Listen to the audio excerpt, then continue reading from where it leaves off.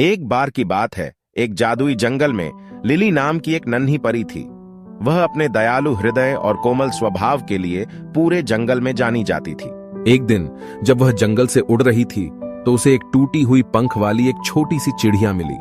चिड़िया बहुत दर्द में थी और उड़ नहीं पा रही थी। लिली जानती थी कि उसे मदद करनी होगी। उसने छोटी चिड़िया को उठाया और वापस अपने परी घर ले गई। वहां उसने चिड़िया के पंख को एक मुलायम पट्टी में लपेटा और उसे खाने के लिए कुछ जामुन दिए। चिड़िया बेहतर महसूस कर रही थी और मदद के लिए लिली की आभारी थी। अगले दिन जब लिली जंगल में खेल रही थी, उसने पास के एक पेड़ से तेज आवाज सुनी। वह जांच करने के लिए उड़ी और पाया कि शरारती बंदरों का एक समूह पेड़ से सारे फल चुरा रहा है। लिली जानती थी कि उन्हें रोकने के लिए उसे कुछ करना होगा। वह उड़कर पेड़ पर चढ़ गई और एक सुंदर गीत गाने लगी। उसके गायन से बंदर इतने मंत्रमुग्ध हो गए कि उन्होंने जो किया वह बंद कर दिया और सुनने लगे।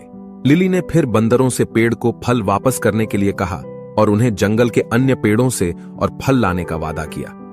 बंदर मान गए और चुराए हुए फल वापस कर दिए।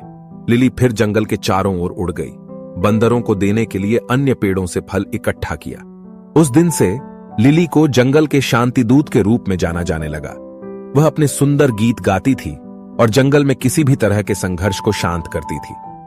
जानवर उससे प्यार करते थे और उसे अपने दोस्त और रक्षक के रूप में देखते थे। और वह छोटी चिड़िया जिसके पंख टूटे हुए हैं, ये लिली का सबसे करीबी साथी बन गया और अक्सर उसके साथ उड़ता था।